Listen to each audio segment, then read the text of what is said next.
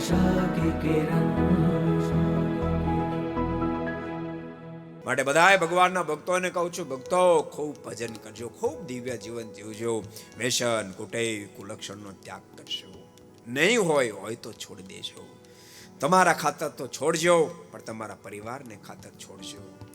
ક્યારેક 30-35 વર્ષની ઉંમર હોય, પરમ દિવસે કઈ ભગત મને ફોન આવ્યો, મને કહે સ્વામી ભગવાનને પ્રાર્થના કરો. મેં શેની?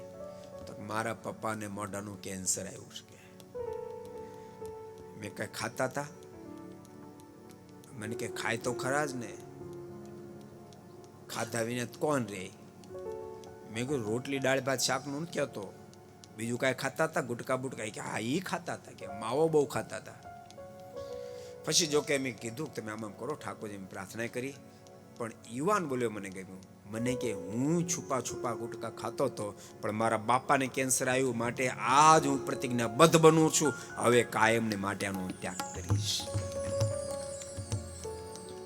યુવાનો ખૂબ બેઠા સભામાં, ત્યારે કહું છું જોજો આ માર્ગ પકડશો નહીં. યુવાને એમાં ખર્ચી નાખતા નહીં, કારણ કે 30-35 વર્ષની ઉંમરે એ વ્યસનના અવલંબને કરીને પછી કેન્સર જેવા ભયંકર રોગો થાય અને ઓચિંતા વિદાય લેવાની થાય. ક્યારેક વિચારશો, તમારા વહાલસોયા નાના દીકરાઓ દીકરીઓ એનો આધારા મૂકીને તમે હાલ્યા જાશો. 2-5 વર્ષની ઉંમરથી એને મોટા થવું, બાપની છત્ર છાયા વિનાની દિશા શું થશે વિચારશો.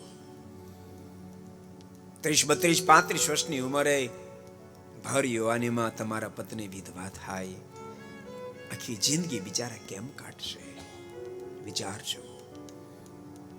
અને 30-35 વર્ષે તમે જ્યારે આ લોકમાંથી વિદાય લો, તમારા માતા પિતા બિચારાએ નિવૃત્તિ સ્વીકારી હોય, ફરી વાર એને વૈતરું કરવું પડે છે જગતનું.